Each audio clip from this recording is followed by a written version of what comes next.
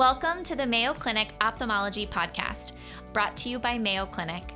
I'm your host, Dr. Andrea Tooley. And I'm Dr. Eric Bothan. We're here to bring you the latest and greatest in ophthalmology, medicine, and more. In today's episode, we sit down with Dr. Brittany Scruggs, our colleague and a vitreoretinal specialist here at the Mayo Clinic. Dr. Scruggs has a special interest in how to help us with verbally abusive patients and highlighting certain de-escalation tools that we can all use. Dr. Brittany Scruggs is an MD, PhD, and vitreoretinal surgeon here at Mayo Clinic. Dr. Scruggs is a PI and heads the Retinal Regenerative Medicine Initiative with gene therapies here at Mayo Clinic as well, with a special interest in inherited retinal disease. We are so excited to have her join us on the podcast today. Welcome, Dr. Scruggs. Thank you. I'm glad to be here. Thanks for inviting me. This is a topic we're going to talk about today, dealing with verbally abusive situations in the clinic. I continually learn from you, and I'm excited to hang around you and learn about retina. But this is something that I appreciate in light of some sensitive topics or patient situations that have come up in the past, that you have a special forte or understanding of or research in. Share with us how you got interested in the physician role in dealing with verbally abusive patients or staff. Yeah, I think a lot of this comes down to personal experience, right? We all deal on a daily basis with experiences that are uncomfortable. And I think you'll understand this is when you go to these workshops, it's like, what am I going to get out of this? And then you start thinking, oh yeah, this happened to me yesterday. This happened to me last week. Oh yeah, I definitely didn't respond the way that I wanted to respond in the moment. And then you perseverate over like, okay, what could I have said? And so when you start to really learn the tools to be able to respond in the moment, it just makes everything more comfortable. So my special interest in responding to verbal harassment really started when I was an early resident. And I think that's really important to talk about because as a trainee, as a resident, as a fellow, you are often younger. You're often with less confidence than we would have as a consultant. You don't have as much experience, and maybe you don't have these tools to respond in the moment. And so as a trainee, I was verbally harassed by a patient. They threatened to touch me inappropriately. It was more like sexual harassment. And I didn't have my voice at the time. I did share this with my attendings and my colleagues, and then I realized that this isn't just me. It's not a personal attack. This happens to so many people, women, men, trainees, consultants, from patients, from colleagues, from technicians, whoever. There are uncomfortable situations. And we as a residency, it wasn't just me, it was a joint effort across our residency at University of Iowa. We thought like we need to change something. We need to develop a workshop where people are empowered, where they can walk into the room and be ready for anything that's thrown at you.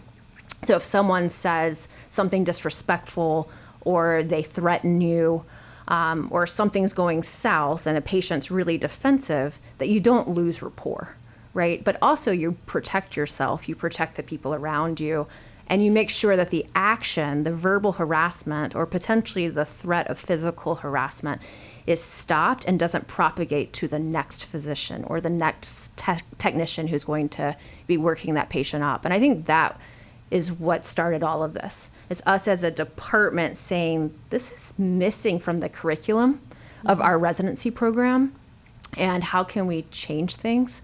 I know this is a little long-winded, but we thought it was really important to study it. So we did a national survey of all trainees, ophthalmology trainees, and we asked them prevalence. How often is this happening to you? Who is the person harassing? Oftentimes it was patients, not always, but it's often the patients. And clearly more trainees than staff are having this happen on a daily or weekly basis. And another thing that was important to us are, what are the barriers for you to respond, right? So understanding like why are people not reporting? Because we know not only is verbal harassment like highly prevalent in medicine and specifically ophthalmology, but why is it so underreported? And so those are the things that we started studying. And then the workshop was just this natural progression of like taking what we learned through the survey and understanding the literature out there and then trying to teach our colleagues of what are the words you say and the sentences you say so that you can have kind of like a cheat sheet. Like you could have this script ready to go at any time. And so that's kind of where it all started. I love this initiative so much. I really have to admit, I told you this before, because we've had you give this workshop to our residents, and now it's part of the curriculum here at Mayo for the residency here. And when I first heard about this, I was so of the mindset of like, oh, just brush it off. Just, like patients say things all the time. You just gotta like, don't let it bother you, have thick skin, just move on, keep it light, and then don't fixate on it, just brush it off. Like that's very my personality. And first of all, I'm so wrong. And I really learned, I think as a resident, it was easier for me to just be like, ha ha ha, brush it off if a patient says something like truly disrespectful or truly aggressive or whatever and just move on. But stepping into the staff role, now I feel a responsibility for residents, and this hit home for me. If I have a patient say something or staff say something disrespectful to a resident, I feel like it's my job now to stand up for them and shut it down. Love that. And I learned that from you, but it's so uncomfortable. And you're like, what do I say? Because you don't want to be an aggressor. And so this toolkit that you have was like, blew my mind. And when I first sat through this workshop, I was like a total 180 in how I viewed that. Really, like that's, I think I'm so glad you're talking about it now, because really, really I had a change of heart. Like this is so important. And so share with us the steps of the toolkit and like some of these common phrases that you can just keep in your back pocket. Because like you said, in those moments when you're really caught off guard and you're like this was disrespectful, should I just brush it off or should I address it? Like, why is it important to address it?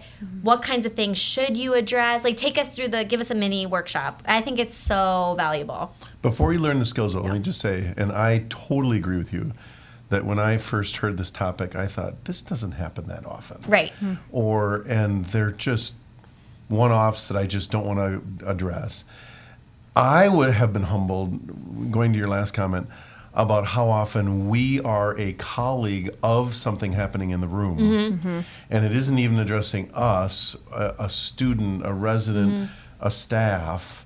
And I've grown more and more aware and humbled by how critical it is to step up for that patient situation, but also for the patient's future situations and the staff member that just walked out of the room. So I totally agree with that awareness. But so before we get to the solutions, I just want to say for everybody listening that have let these roll off their skin. Right. You talk about these individual attacks and verbal harassment moments, but also these micro attacks and these little. So before we get to solutions, can you just share what comes to mind for you as examples of things that are commonly shared, so people listening can say, oh yeah, I just heard that last week, or that just happened to me. So what are the ones you witness or hear about? Like, what are we talking about? And what should we be more sensitive to?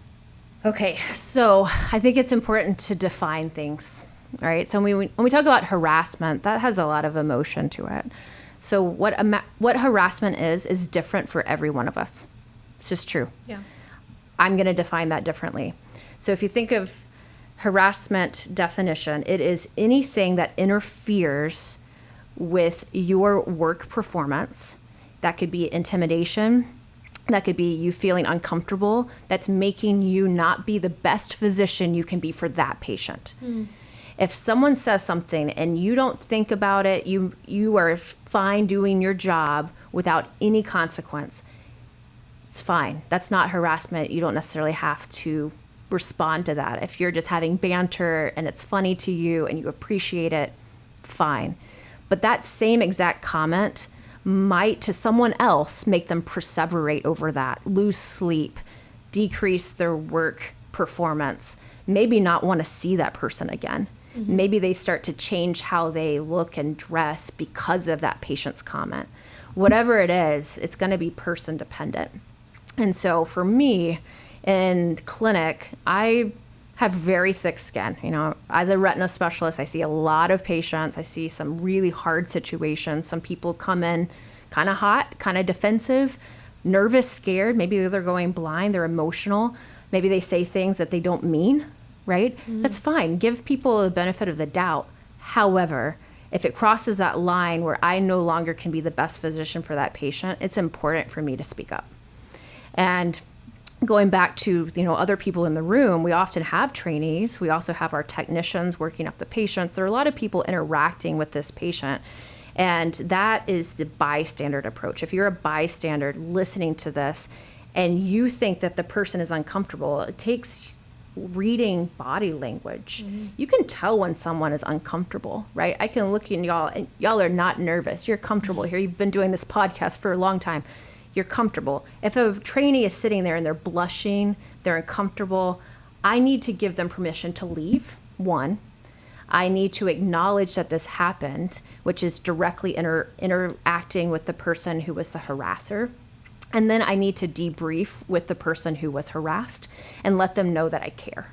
And a lot of this is not necessarily about, making the harasser uncomfortable or even potentially changing anything about their behavior. It's in that moment making sure that the person who was harassed, your trainee, your colleague, feel like you care. I think that's extremely important. But a second goal is behavior modification, right? You don't want that behavior to continue to propagate with other people, even behind closed doors. So microaggressions that are very common for me as a female surgeon, I get asked often, I don't wear a wedding ring. I get often asked about my marriage status, about children. I get called Brittany all the time. Fine, right? These are all subtle things. They build up, right? I get asked about how many cases I've done, if I've ever done one of these cases, when I've done 3,000 of them. I love saying, no, you're my first one. That's every time. Like, nope, you're my first one. But these are like building. They start low, and there's a scale of microaggressions where it starts by asking about age and asking what race are you, where are you from, like where are you really from, asking about marriage status. That's where it starts, kind of like the early kind of probably doesn't affect your work performance, but you're starting to pay attention to it. And then it escalates to inappropriate comments about your body and inappropriate jokes. I got told a very inappropriate joke this week, which made me completely blush. I think I haven't blushed like that in years. And so that's kind of rising. We got through that. It's just a joke, but those jokes can lead to other things. And then it can be threat of either physical touch or physical violence. And so knowing where you are on that scale and how you're feeling and how the people around you are feeling changes how I respond and what I use on the toolkit. And the toolkit's really powerful because sometimes it's as simple as, I'm sorry, I didn't understand. Can you help me understand what you said? And you make them say it again. That is super simple. And That's so powerful. And if I'm like behind in clinic and I have 20 more patients to see, sometimes that's all I need to say is, I'm acknowledging that you said that.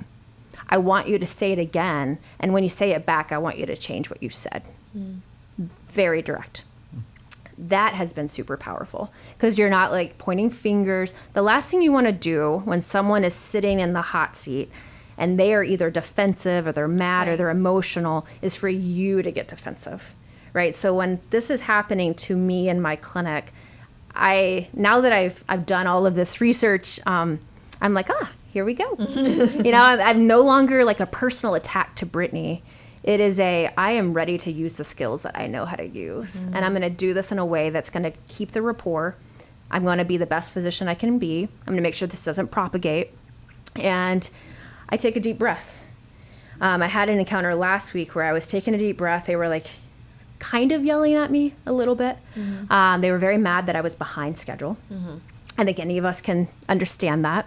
I had just dealt with a patient going blind who I had to take the license from them. They were still driving, and it was an uncomfortable conversation that led to more time than I had allotted for my slot, and that made me 30 minutes late to the next one. It's not uncommon. If I walk into a quick post-op appointment and they have a retinal detachment, that adds time to sign them up for surgery. We can't predict this in medicine. Like, it just happens. So I was delayed. In that moment, that person being very, very upset with me, what I think has helped me a lot through all of this research is to take a deep breath and to say, this is not a personal attack. This is a system issue. Mm-hmm. What could we as a system have done better to de-escalate this? And this is all about de-escalation. So in that moment, I was like, me telling them that I just came from this hard encounter and that this person had to lose their license, and haven't gone to the bathroom all day, and I haven't eaten lunch, and I have seen 60 patients. Whatever it is, that's not helpful, right? Being defensive is not helpful. But listening and saying, you know what? I am really sorry. I think sorry is a powerful word. I am really sorry that you had to wait. I am also sorry that no one came in and told you that I was behind, or offered you to leave, or offered water or a snack. So this requires me to address a system issue, which is to send an email and say, I think that we need to do a little bit of better job of transparency of where the doctor is in the clinic. And I sent that email. And I do this all the time because I think it's important to not take it as a personal attack. But in the moment, I took a deep breath. I said my apologies. And then the patient was like, well, can we get on with the encounter now? And I looked at that person and I said, actually, I'm human. I just need a second to decompress. And I just sat there and I just breathed. And I said, I'm going to take really good care of you. And we will get through this. And I am still very sorry that happened. But I want to do this like without emotion. I love that. I'm going to take really good care of you. I use that all the time. Anytime somebody's upset, I say, I promise I will take the best care of you. And we'll get through this together. I say that all the time. And then they're like, oh, okay, we're on the same team. Yep. I'm always like, I'm going to take great care of you. Don't worry. Yeah. And then for that patient, which just happened, this happens all the time. We have, patients who are upset about being delayed. It's summer. Summers are hard. But at the end of the encounter, I talked with my tech. I brought my tech in and I said, the next appointment, we want to make sure that this person is the first patient of the afternoon. I'm not behind, and that we have a very smooth encounter that's not delayed. That's very important to me, is what I told my tech. And then the patient was like laughing and happy and left. I think patients really appreciate knowing that their experience could be used for the better, either for them or for other people. Absolutely. So in that, I'm doing my best. In that, let's do it different next time. I think it's what I try to acknowledge to them, as you're recognizing that the clinical experience wasn't up to their standards or even your own standards, just to say, I'm going to take this issue forward to continue to work on, as an example, how we need to do better, either in communication of wait times or scheduling our clinic. And I like that comment of in the moment for their experience in the future. And it helped them see that the lesson from today is going to improve the future. I actually also think patients appreciate the lesson from their experience, even if it's not their future clinic experience. But that their experience today would help the clinic get better for other patients, and that helps them. That that in that we're doing our best together, and we're caring for you as well as we can. We're caring for our clinic as well as we can. So I think it's wonderful to acknowledge the error and your summary of the empathy in that moment and the apology and the regrouping, but also to say, how do we move forward together and learn from this? Even if it's just a delay in the clinic, which isn't just a delay, but it just is, compared to other issues that we deal with, sometimes seems small, but it's not for patients. We've got those small things that are kind of inappropriate but not quite over the line, and then patients who are, justifiably angry about delays or misscheduling or whatever. What do you do when patients are truly across the line, like flat out racist, flat out harassing, sexually inappropriate, like all the things, when they're truly not good? I'm going to take a break. Distance. Okay. And then you come back. Or if it's really threatening, you say, I think that we're done for today. But oftentimes, just by taking a distance, going to the bathroom, coming back, you've given them a little bit of time to calm down. In that moment, when you leave the room, you can have a chaperone. What do you tell them before you leave the room? Say, I need a break. I need to take a second. it's easy as that. What if they don't understand? I have a lot of patients who they're not trying to be rude, but inadvertently say like really racist stuff or super inappropriate things, and I want to address it and shut it down, but I don't want to offend them, but I also want to say like this is not okay. Sure. So that's where the toolkit comes in. Yeah. Yeah. So where it's not escalating to physical harassment, but it's really jarring, and it's like, did they just say that? Right. Right. So that's different. So I don't separate myself. I immediately respond. And so we can get into the toolkit. Sure. So the toolkit is separated into, did this just happen to me? Am I responding as the person who was just harassed? Or did this just happen to someone in the room and I'm responding as for them, right? To show that I care. And so the toolkit breaks it down into I respond. And so you can go down. So the I is like using I statements. I feel disrespected when you say things like that, right? The I. That works with marriage too. Instead of like, you're disrespectful. I feel a little disrespected when you don't do the laundry. Whatever it is. It works really well in other situations too. So I feel a little bit of emotion here. Can you help me understand? Just naming it. Yeah, I feel this. Like I'm a human who's feeling something, and I'm naming that feeling right now, whatever that should be. So that's actually really powerful sometimes. And then, so I actually have it right here, the toolkit. We're going to link it too. Yeah, that's right? perfect. Yeah, we'll link it in the show notes for people if they want to refer to the toolkit. Yeah, sounds good. And so the reason I have it here is because this is not something that I have memorized. I know all of these like in here somewhere, and I use them all the time, but going through this is important. So I refer back to this often. Every few months I look at it. So for those people that aren't available to see the video image, walk us through each letter if you would. Yeah, so use I statement. So I feel uncomfortable when you comment on my physical appearance, my race, my religion, my age, right? So if you're really bothered that someone just said you look like you're 12 years old, you can say, it makes me feel a little bit uncomfortable as a vitreoretinal surgeon that you're commenting on my age. And then you can just move on from that. Repeat. So that's the R. Repeat and clarify. Help me understand what you mean by that. Or I heard you say whatever. Can you help me clarify? If you're busy, just come again. Yeah. Right? I like that. Yeah. What'd you say? I didn't hear it. E is emphasize your shared goals. All right. We're all in this to like have really good medicine and provide good care. And so to reiterate, like that's why I'm here. I want to give you the best care that I personally can. I want to be the best physician. I'm going to take good care of you.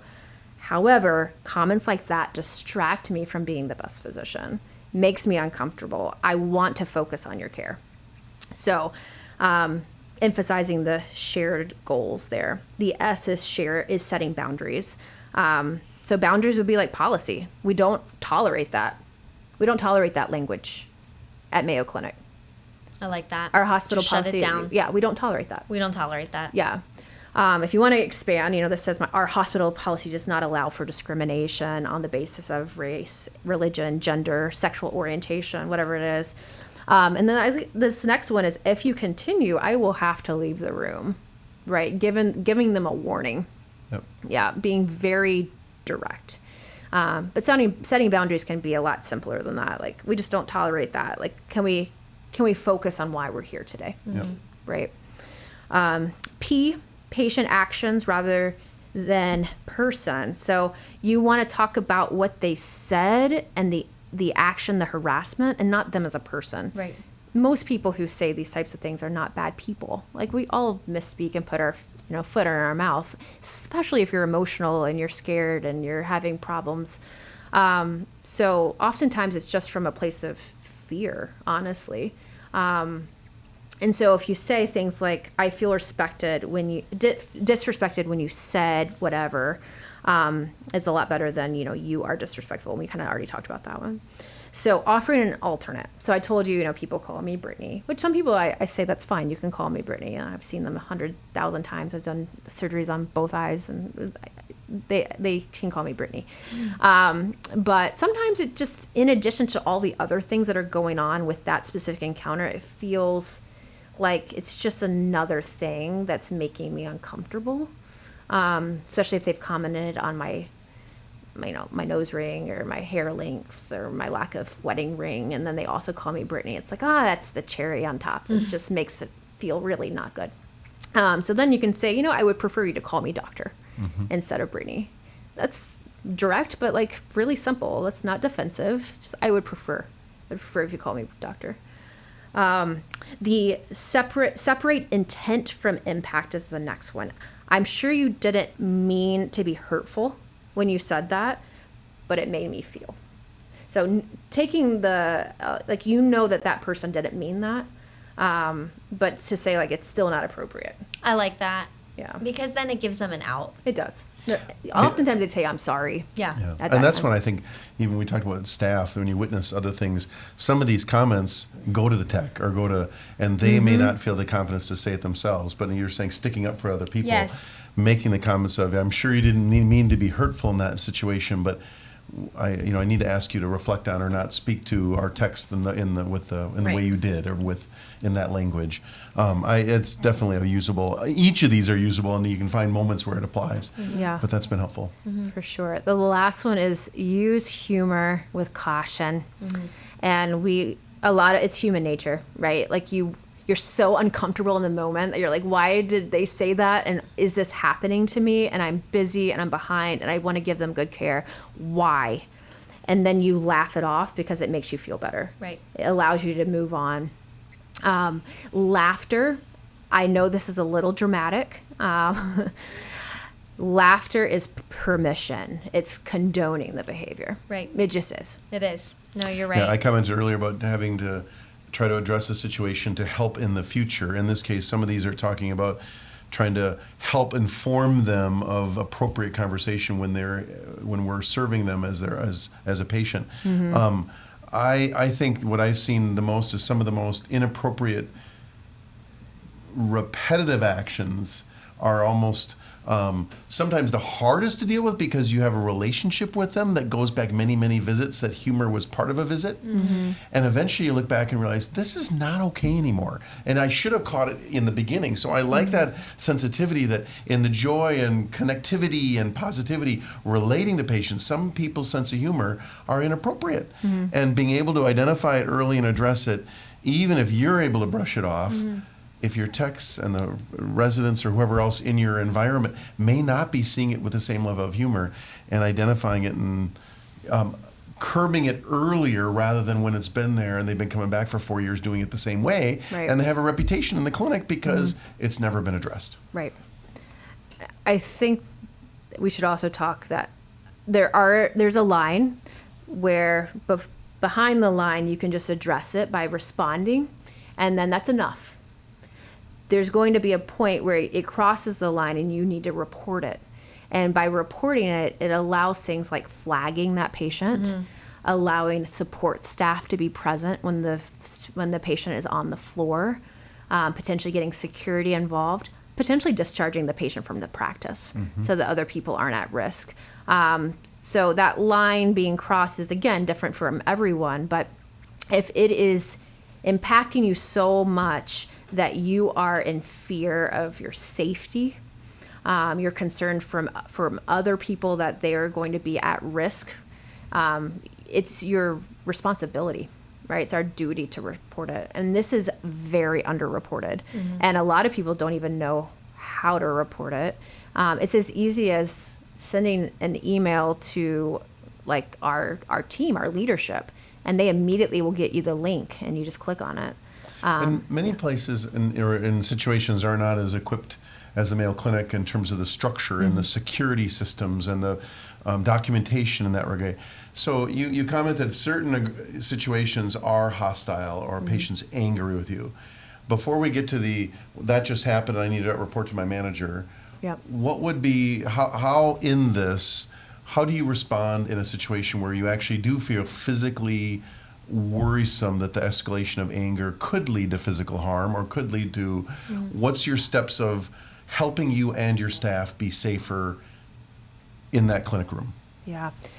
Having someone there is very helpful. So patients who are escalating to the point of potentially being physically threatening, they tend to de-escalate just by time, distance, and a second person. So having a chaperone, if you will, a support staff who can even come in and listen, be a second set of ears, they tend to just de-escalate just by that.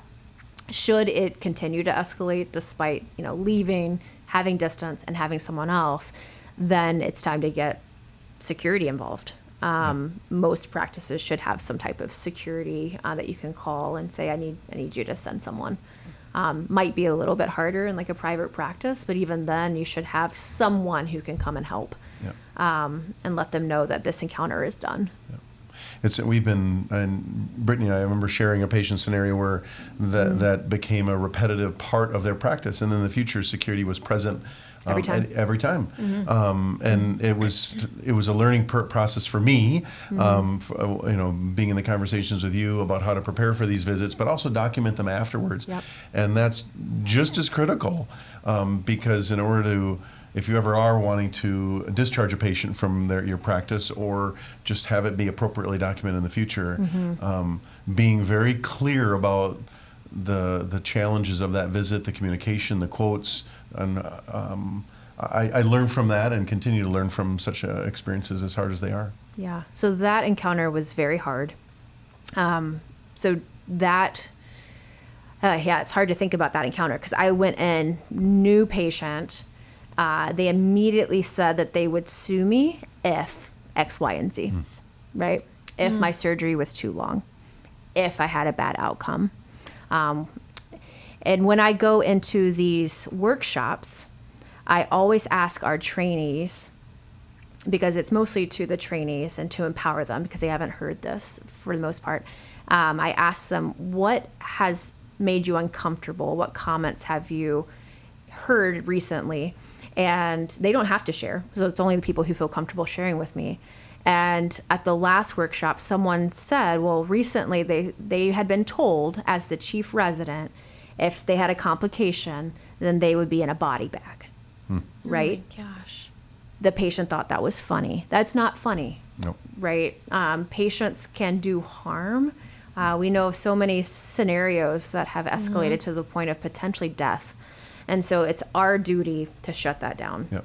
And in that situation, it was really important for me from day one to have security involved outside my door every single time. Yep. I also talked to legal. I'm not sure if I shared that with you, but I talked to our legal team multiple times and had everything documented. Yeah. And I had our conversations recorded. Yeah. There's so many ways that you can help with these really scary situations. I think it's so helpful. But I mean, even the day-to-day things, like as we sit here, I'm reflecting on like tough patients that I've had, and not even difficult, but little things that they say. And then I think having these sentences prepared in your mind where you've practiced, if somebody says something overtly sexual to me or the resident, to just be able to say, we're here to focus on your eyes. Let's focus on that so I can take the best care of you. Yeah. Done. It's so easy. That's so easy. Or, I get things like this a lot where patients, just like you said, they're not intending to be rude, but or racist, or they're not intending to harass anyone, but they'll say, we're talking about doing a blepharoplasty or ptosis repair. Oh, just don't make me look Chinese, or something that, like, I need to shut that down. That is so inappropriate. And they might not know it. And so I think being able to say, I'm sorry, what did you say? And then sometimes that's enough to just then be like, oh no, I just mean don't make me look different than I look now, or don't change the shape of my lids. Like, okay, I hear you. Now we're on the same page. Or say, I know you didn't mean for that to mean anything, but let's not say that. And patients respond to that so well. And I think just brushing it off, like you said, just saying, oh, haha, move along, is permission. It really is. They think they're funny. They think they're funny. And they didn't intend it to be harmful. And I think that's more common. And then you get into these really scary situations where you have to have all the checks and balances. But even these small little things that now I catch and I say, you know what, it is my responsibility to say something, even though it's not easy. And on that note, as those happen more commonly and are part of our fabric of how we realize to advocate for our staff, ourselves. I just have to ask you, here at the Mayo Clinic, we have a large percentage of patients that are here for executive health. Some people are very notable in whatever spheres they're in. I find that the hardest Oh, sure. if I either know the person personally, Or their high or level. you know their high level, and then you're in this situation of, this is an added dynamic to the care It is. that affects. Any thoughts, any reflections, any perspectives on that? I mean, it's one of those things that's harder to do, but you need to step into it the same way with your toolkits and your verbiage. And but any thoughts on that, especially working at a place such as this that has a higher, how would I say, frequency of those sort of situations? Yeah, honestly, the toolkit works for everyone. Back to the toolkit. But there are some that are on here that feel gentle. Yeah. Right. I would probably gravitate towards the gentle one. Help me understand what you mean by that, and maybe Yeah. with a little smirk. What? Those are gentle. Yep. And then you can kind of get through the encounter. But I still think it's important. Yep. If they say something that's inappropriate, help me make sense of that. Yeah. I don't understand. Because then you're kind of dreading seeing that person again. That's not good. You don't want to ever have a patient on your clinic list that you're like, oh, I'm going to lose sleep thinking about seeing them tomorrow just because of these personal, dynamics that we have. Right. No. If I've spoken my mind, I stop thinking about it. I don't lose sleep. They've heard me. I don't need to say it again. And actually, I've built really, really good rapport with patients. A lot of patients who have had these same things. They don't realize I'm using them, right? They're just like, "Oh, Dr. Scruggs is sassy. All right," or whatever it is. I like I Dr. love Scruggs. it. Yeah. Stand Stand up for yourself. Yeah, she's powerful. She knows what she wants. It's empowering. Yeah. Yeah, it only builds your relationship, actually, physician. Well, I think patient. you've helped so many of our colleagues and our residents through these situations, but also appreciate that. And so I thank you for your interest in this, your forte, your research, and your advocacy for how we can all do it better in our practices. Yeah, thank you so much. Amazing work. Thank you. Thanks for having me. You can find all episodes of the Mayo Clinic Ophthalmology Podcast on our website. Thank you for listening, and we definitely look forward to sharing more